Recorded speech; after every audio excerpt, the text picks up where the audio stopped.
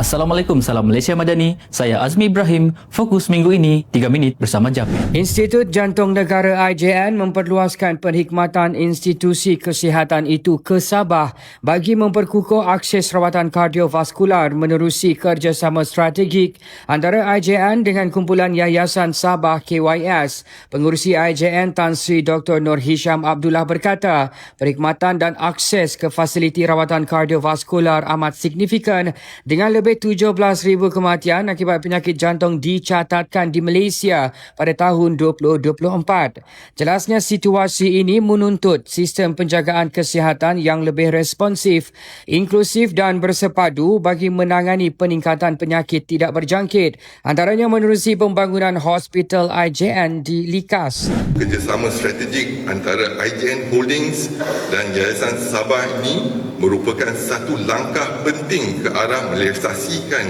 visi tersebut, iaitu memperluaskan kepakaran dan perkhidmatan kardiovaskular ke Sabah melalui pendekatan yang lebih menyeluruh dan mampan. Apa yang ingin kita bina bukan sekadar sebuah fasilitis rawatan, tetapi sebuah ekosistem kesihatan yang bersepadu merangkumi rawatan klinikal, latihan profesional, penyelidikan serta pembangunan kepakaran setempat.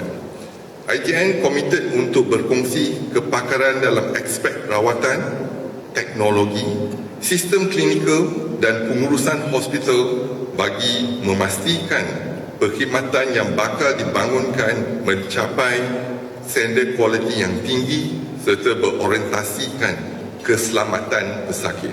Beliau berkata demikian ketika berucap pada majlis menandatangani Memorandum Persefahaman MOU antara kumpulan Yayasan Sabah melalui Enterprise Corporation Sdn Bhd ICSB dan Institut Jantung Negara di Kota Kinabalu pada Isnin.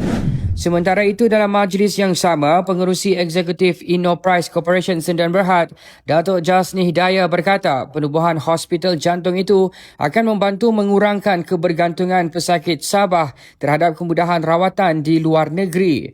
Ujarnya, usaha ini juga akan menyokong sistem kesihatan sedia ada, termasuk perkhidmatan di Pusat Jantung Sabah Hospital Queen Elizabeth II yang kini mempunyai kapasiti terhad berbanding keperluan sebenar rakyat. Pada masa ini, sebahagian besar pesakit jantung dari Sabah masih perlu mendapatkan rawatan di Kuala Lumpur, khususnya di Institut Jantung Negara. Keadaan ini bukan sahaja melibatkan kos rawatan yang tinggi, tetapi juga kos perjalanan, penginapan, serta perbelanjaan sara hidup bagi pesakit dan ahli keluarga. Untuk makluman hadirin sekalian, tapak bagi pembinaan Hospital IJN di Sabah telah dikenal pasti di kawasan Likas, di atas tanah seluas 10 ekar yang telah diwartakan sebelum ini sebagai tapak pembangunan hospital jantung. Sekian 3 minit bersama Japin. Dapatkan info semasa dan perkembangan terkini Kerajaan Persekutuan dan Negeri hanya di Japin Sabah.